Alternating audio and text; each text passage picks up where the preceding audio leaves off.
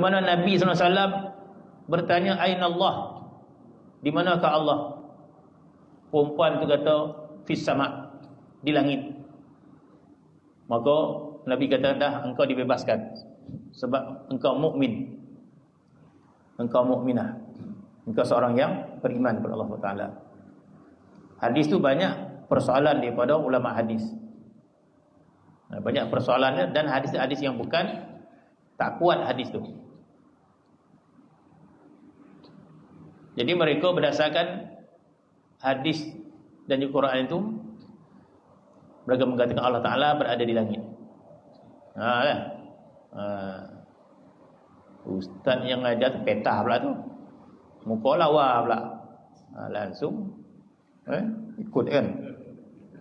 Yang bagi sifat 20 ni tak apa nak lawa pun nak. Tak percaya nak gitu ni. Masyarakat ni kalau nak longar ni tengok ustaz dia kan lawa ibu bersih jambang kan. Ni sadap ustaz ni kan. Kepahaman dia tengok macam mana kan. Betul tak betul kepahaman dia. Maka akidah yang sahih itu akidah Asy'ariyah al-Masul al-Maturidiyah. Maka katanya itu dalil Allah Ta'ala alimul ghaibi wa syahadah. Allah Ta'ala maha mengetahui yang gaib dan juga yang syahadah. Kemudian Allah Ta'ala itu maha hidup. Wa tawakkal 'alal hayyil ladzi la yamut. Bertawakkallah kepada Allah Ta'ala yang maha hidup dan yang tidak mati. Ini sampai ke 10 ini. Lepas ni ada kuliah lain lah, kuliah khas. Yang ke-11 dalil sama'. Dalil sama' Allah Ta'ala mendengar. Apa-apa ke? Allah Ta'ala mendengar. Apa-apa pula. Dalil sama' yang ke-12 dalil basar. Dalil sama' mendengar. Dalil yang ke-12 dalil basar, dalil Allah Ta'ala melihat. Yang ke-13 dalil kalam, Allah Ta'ala berkata-kata. Iaitu kiranya ini pertama dalil akal dia kan. Dia akal dulu.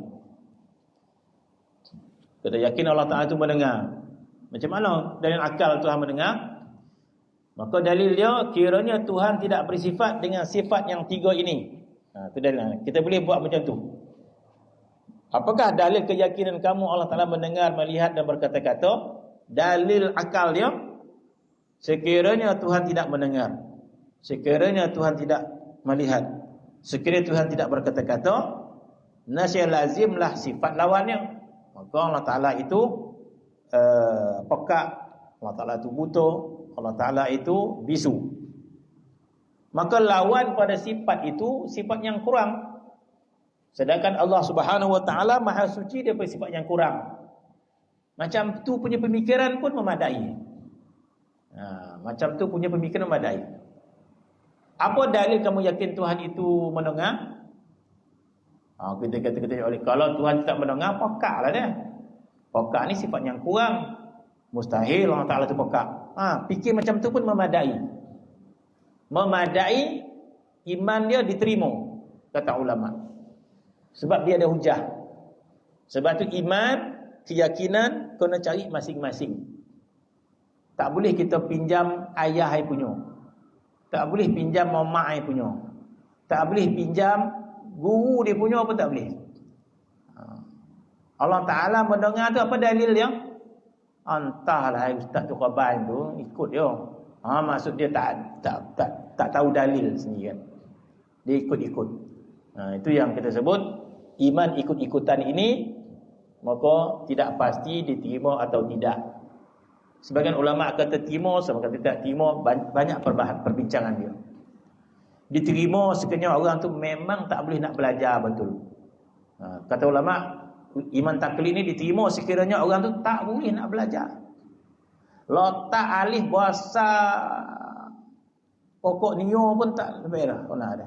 Alif ni macam ni entah. Tahu tak? Tak tahu dah. Kalau macam tu punya tahap, dia boleh ikut dia. Ustaz tu khabar Allah Ta'ala berkuasa. Allah Ta'ala itu mendengar. Dia punya dalil dia tak reti wan nak abang tak reti. Sebab dia tak mampu nak belajar. Puih ngajar 2 campur 2 4 wan. Tanya balik. berapa kata dia. Itu memang tak dapat. Tunjuk dah duit RM10 dah. Tak dapat mana tu mana tak dapat nak belajar. Kata ulama yang tu diterima iman taklid. Tapi sekarang orang tu boleh belajar lebih pada tu dapat dia belajar. Masa daging salai ni susah lah sahabat. Dia belajar. Nak di santan nak sekarang sonang nak daging salai dah. Dado nak kono semua kan. Jadi kalau pandai masak daging salai tu bolehlah belajar sebab 20 ni kan. Dan ini kan bukan susah warna kan. Allah Ta'ala tu mendengar dalil dia, takkan Tuhan tu pokak. Dah. Mana tahulah Tuhan tu mendengar, takkan dia pokak je. Kalau pokak, lemahlah Tuhan tu. Okey, terima. Tambah pula dalil Quran lagi kan. Hafal dalil Quran, wa huwa sami', ada dalil Quran, ada dalil. Jadi iman kita iman yang kuat. Iman kita kuat, iman kita mantap. Kalau diterima. Maka dalil itu dalil akal dia kata. Sekiranya Allah Ta'ala tidak bersifat dengan sifat tiga-tiga itu, maka bersifat dengan lawannya, itu sifat kekurangan. Maka kekurangan bagi Tuhan itu adalah mustahil. Allah Ta'ala mustahil, sifat mana boleh. Makhluk dia sempurna, Tuhan pula tak sempurna, mustahil. Maka sifat kurang bagi Allah Ta'ala itu mustahil. Ni apa ni? Kawan? Mana?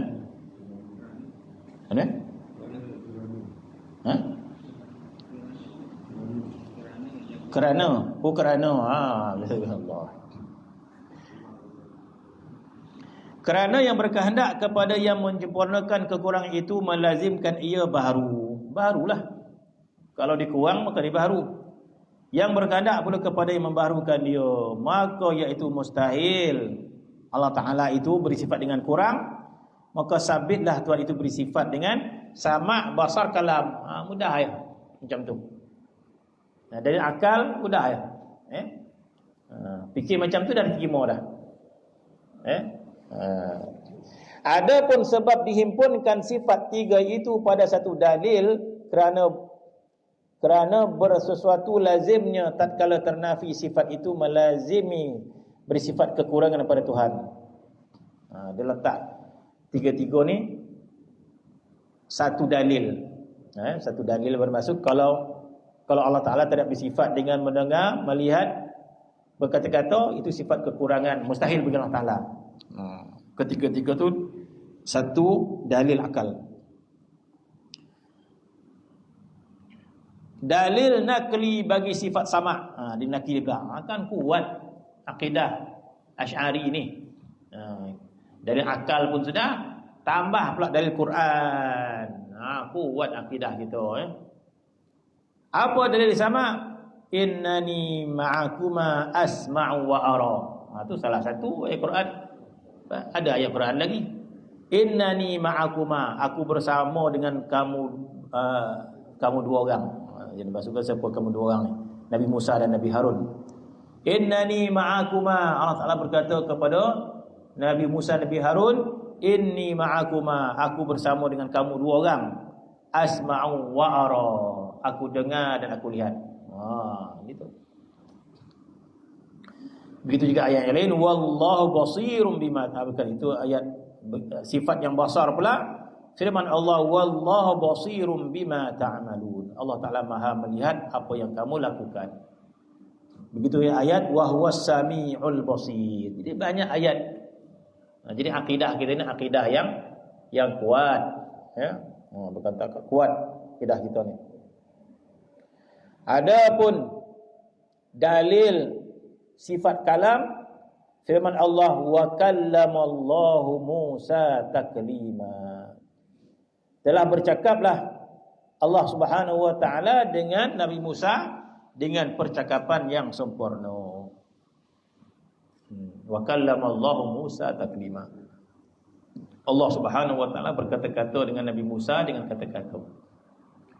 Dalam kitab akidah yang lain, dia menceritakan bagaimana Nabi Musa alaihissalam mendengar kalam Allah Subhanahu wa taala, dan manusia dalam syurga nanti akan mendengar kalam Allah Subhanahu wa taala. Kita akan mendengar kalam Allah Subhanahu wa taala.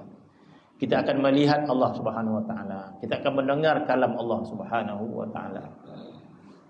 Maka diceritakan dalam kitab tauhid yang lain, ketika mana Nabi Musa alaihissalam mendengar kalam Allah Subhanahu wa taala, maka sudah tentulah tidak ada kalam yang terlebih indah berbanding kalam Allah Subhanahu wa taala. Maka selepas beberapa ketika Nabi Musa alaihissalam mendengar kalam Allah Subhanahu wa taala, kemudian Tuhan hijab semula.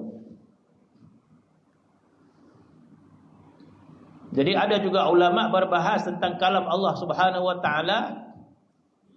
Kita mengatakan bahawa kalam Allah Subhanahu wa taala tidak sama dengan kalam makhluk, tidak berhuruf, tidak bersuara dan tidak berhenti, kemudian ada balik, berhenti, ada balik.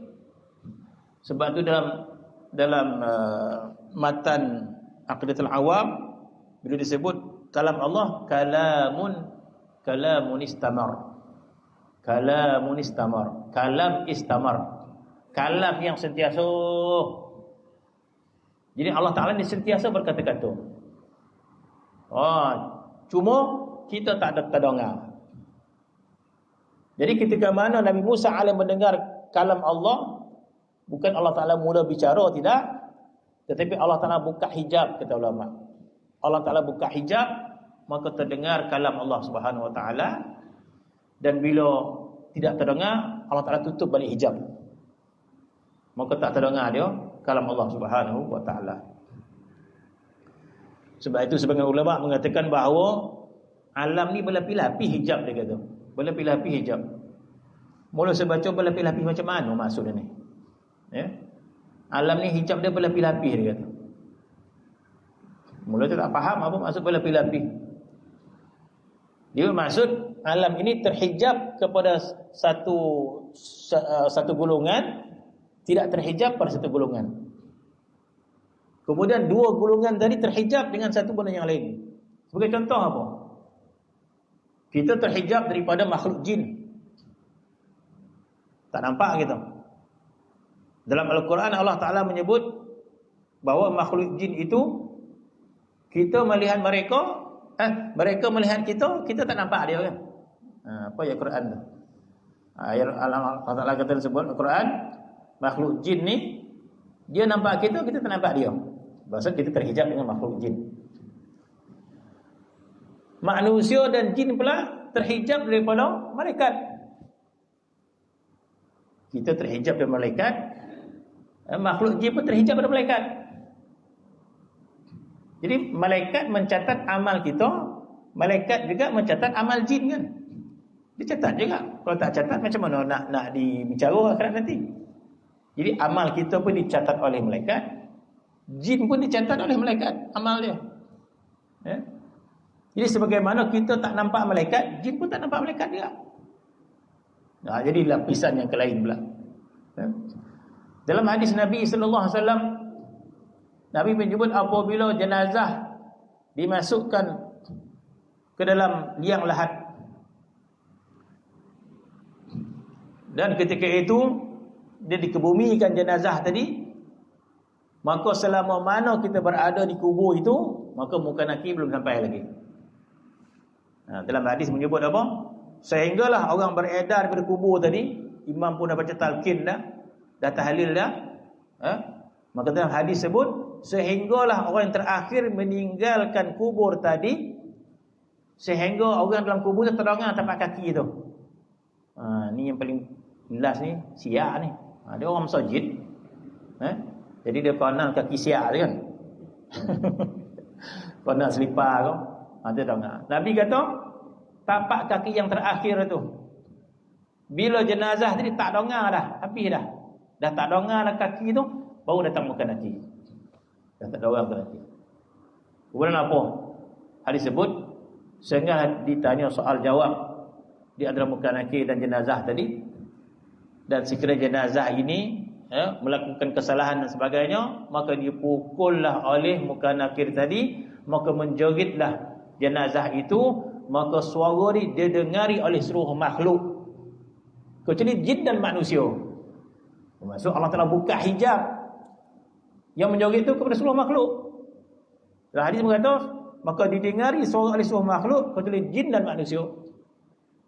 Jin manusia terhijab daripada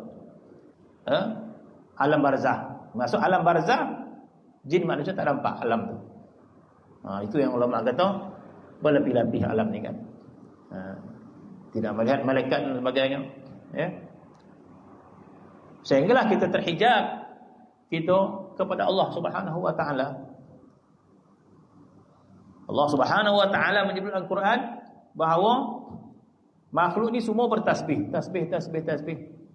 Ada kita dengar ataupun ada tak alat yang kita boleh keluarkan bunyi-bunyi alam ni kan? Rasa belum ada alat yang boleh kita keluarkan bunyi-bunyi alam, ya. Tetapi Allah Taala menyebut wa in min syai'in illa yusabbihu bihamdih. Tidak adalah sesuatu makhluk yang Tuhan jadikan kecuali semua itu bertasbih pada Allah Subhanahu wa taala, walakin la tafqahuna tasbihahum. Cuma kamu tak faham tasbih dia. Mana kita tak tahu gitu. Ya. Sebab itu dalam sejarah kita melihat bagaimana Allah Subhanahu wa taala zahirkan tasbih makhluk ini. Allah Taala zahirkan batu tu bertasbih. Batu tu sentiasa bertasbih, tapi kita tak dengar, ya. Maka satu ketika Nabi sallallahu alaihi wasallam berada dengan para sahabatnya. Itu tak salah kisah telaga, apa nama telaga ke Madinah tu? Telaga Irzik. Lama tak pergi Makkah, Madinah. Telaga Irziknya. Jadi bila Nabi masuk kubur sahabat tadi, kubur tu punya seorang sahabat, dan Nabi masuk, dia suka sahabat Nabi di Madinah ni, bila Nabi datang semua suka. Jadi para sahabat ni memang mengalu-alukan Nabi datang, ahlan wa sahlan wa marhaban. Jadi bila Nabi datang ke kebun sahabat dia tadi, suka dia. Nabi kata, aku nak pergi dekat apa tu, dekat telaga Irzik nama dia. Di dalam kebun tu ada telaga. Nabi kata, aku nak berehat dekat kebun kau. Ahlan wa sahlan wa marhaban. Jadi sahabat tadi Nabi tadi dialun sahabat. Suka sahabat tadi. Maka bila Nabi duduk dekat telaga tu, Nabi juntaikan kaki, sahabat tadi bertindak menjadi pengawal dekat luar kebun. Rasa seronok dia. Hari ni aku mengawal Nabi SAW. Nabi berada dalam kebun dia. Seronok dia. Dan dia bertindak sebagai pengawal. Jadi tak ada siapa pun boleh jumpa Nabi kecuali minta izin daripada dia. Suka dia. Nabi pun mengiyakanlah. Jadi dia jaga dekat pintu kebun tu. Jadi para sahabat Nabi ni sifat dia tidak boleh kehilangan Nabi sallallahu alaihi wasallam. Pada waktu siang, para sahabat tidak membiarkan kehilangan Nabi sallallahu alaihi wasallam, terutama Sayyidina Abu Bakar, terutama Sayyidina Umar, terutama Sayyidina Ali. Dia mesti nak tahu dan mesti akan cari Nabi sallallahu alaihi wasallam. Memang tak lama lepas itu datang Sayyidina Abu Bakar. Mereka takkan biarkan Nabi berada di mana-mana tanpa pengetahuan. Itu sifat para sahabat. Paling tidak pun dia tahu Nabi ada kat mana. Tak pernah para sahabat tidak mengetahui keberadaan Nabi. Kecuali pernah satu ketika berlaku, tak ingat di Mekah ke di Madinah, para sahabat kehilangan Nabi SAW. Tak tahu, tanya seorang, mana Rasulullah? Tak tahu. Jadi ketika itu para sahabat bimbang. Dia kata, bimbang. Kami bimbang Rasulullah bertemu dengan seorang pahlawan yang hebat musyrikin yang bernama Rukanah. Rukanah ni hak organ musyrikin. Ahli gusti musyrikin. Nama dia Rukanah. Jadi ketika Nabi hilang tu, kami bimbang kalau Nabi bertemu dengan Rukanah habis. Memang Nabi bertemu dengan Rukanah. Nabi bertemu dengan Rukanah, Nabi apa? Rukanah cabar Nabi SAW. Cabar bergusti. Hak Hogan cabar kita, habis. Rukanah cabar Rasulullah SAW. Apa Rukanah kata? Rukanah kata, dah kita bergusti. Aku minta kepada Tuhan aku, engkau minta ke Tuhan engkau, minta tolong. Jadi kalau kau menang, aku bagi seekor kambing. Tengok seekor kau 10 ekor. Rukanah kata, lawanlah. Itu dalil bila kita apa? Apa nama tu? Bila bayar duit ni apa nama? Bertaruh, bertaruh. Hadis ni bagi dalil bertaruh sebelah pihak saja halal. Kalau bertaruh sebelah pihak halal. Dua belah pihak tak boleh. Kalau dan menang kau bayar, kalau kau menang dan bayar. Tu dua belah pihak. Tapi kalau satu pihak boleh. Kalau kau menang dan bayar. Kalau dan menang tak ada apa-apa. Tu boleh. Yang tak boleh dua pihak. Kita lomba lagi. Kalau kau menang dia bagi kau RM100. Kalau kau menang pula, kalau saya menang saya tak ada apa. Saya nak tu. Satu pihak boleh. Yang tak boleh kita bertaruh dua-dua pihak. Jadi rukanah bertaruh satu pihak. Kalau kau menang aku bagi kamu kambing. Tu ya. Dia tawar tu satu ya. Kalau Nabi kalah tak ada apa lah. Dia cabar mana betul yakin yang dia menang kan. Selalu kalau bertaruh satu pihak ni bermaksud dia yakin dia menang. Akhirnya lawan kalah Rukanah. Sampai ada 3 kali lawan. 3 kali lawan Rukanah kalah. Jadi sahabat Nabi ini dia sifat dia akan cari Nabi yang salah. Jadi Nabi bila pergi ke Telaga Irzik ini, tak lama lepas tu datang Sayyidina Abu Bakar ketuk pintu. Sahabat Nabi yang jaga tadi, dia menghebat lah dia kan. Siapa? Dia kan. Mana hari ni tak ada siapa yang boleh bertemu Rasulullah, minta izin dulu. Hebatlah. Siapa? Sayyidina Abu Bakar dia kata. Tunggu. Walaupun Sayyidina Abu Bakar, tunggu dia kata. Dia jumpa Rasulullah. Nabi tanya siapa? Sayyidina Abu Bakar. Persilakan dia masuk. Dan dia bagi tahu dia penghuni syurga. Masuk Sayyidina Abu Bakar, duduk sebelah Nabi SAW. Kemudian datang pula Sayyidina Umar, datang Sayyidina Ali. Tak ingat mungkin ada 2-3 sahabat Nabi duduk. Maka duduk bersebelahan dengan Nabi SAW. Rasulullah, Sayyidina Abu Bakar, Sayyidina Umar, Sayyidina Osman, tak salah ada seorang 2 sahabat tak ingat. Maka ketika duduk tersebut, mereka bercuntai laki Nabi dekat telaga tu kan. Sahabat pun buat apa yang Nabi lakukan. Nabi tak buat apa. Nabi memegang batu. Maka Nabi ambil batu.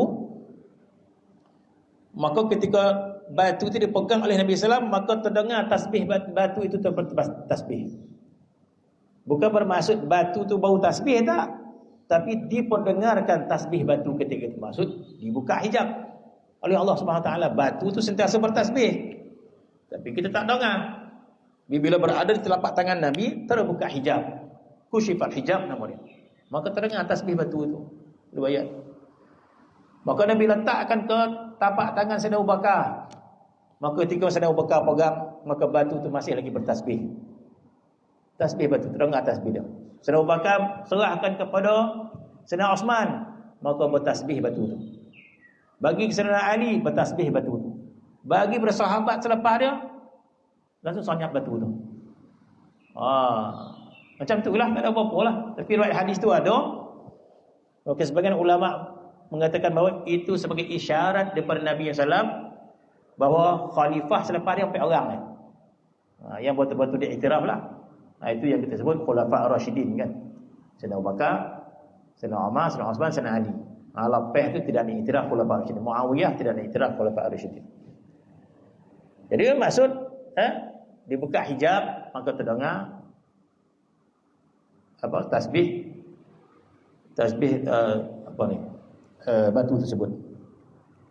Begitulah kata ulama ketika mana Nabi Musa alaihi salam mendengar kalam Allah, firman Allah, wa kallamallahu Musa taklima. Maka berkata-katalah Allah Taala dengan Nabi Musa, bukan bermaksud ketika itu Allah Taala mula bercakap. Sebelum tu Allah lalu antuk ya. Macam begitulah, macam tukar nontok ya. Dah makan kan semua bercakap. Kan. Sekarang ni diam. Dah bercakap. Kan diam balik cakap. Jadi apakah Allah Subhanahu wa taala sebegitu? Maka Maha suci Allah Subhanahu wa taala, maka keadaan ni kata kusyifal hijab. Ketika mana Nabi Musa alaihissalam mendengar kalam Allah, tersingkap hijab. Maka terdengar kalam Allah Subhanahu wa taala. Maka apabila dah selesai disebut, maka ditutup hijab semula, maka tidak lagi terdengar Nabi Musa kalam Allah Subhanahu wa taala.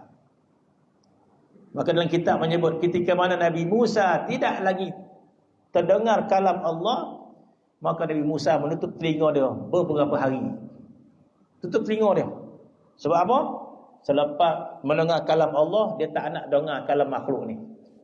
Entah apa bunyi.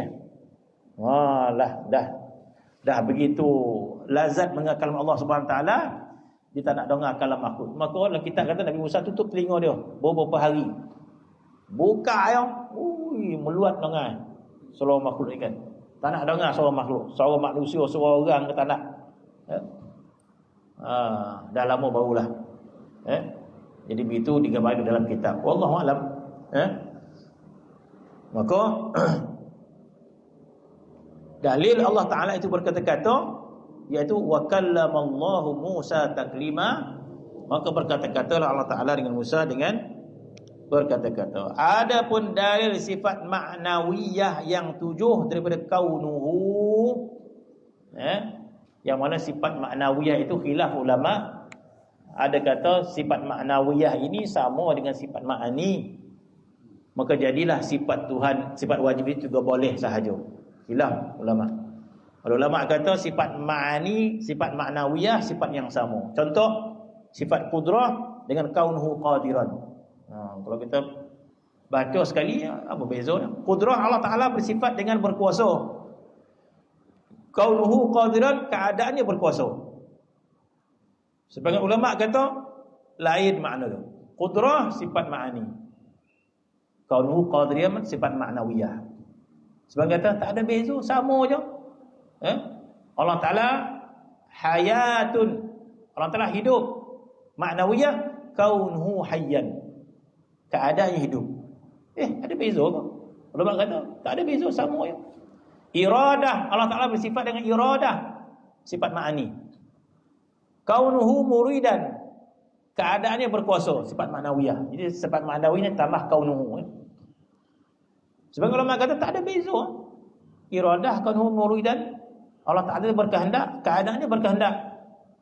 Bagi ulama yang kata tak ada beza, maka 13 sifat sahaja dibicarakan. Bagi ulama yang kata ada beza, tambah lagi 7, itu jadi sifat 20. Jadi sifat 20 ni tambah sifat ma'nawiyah. Adapun sifat ma'nawiyah, cik titik tu tahu tu tuan nak buat warna ni. Adapun dalil sifat ma'nawiyah yang 7 di kaun qadiran sehingga kaun mutakaliman itu, wallahu taala alam. Kita bacalah ini, sambung.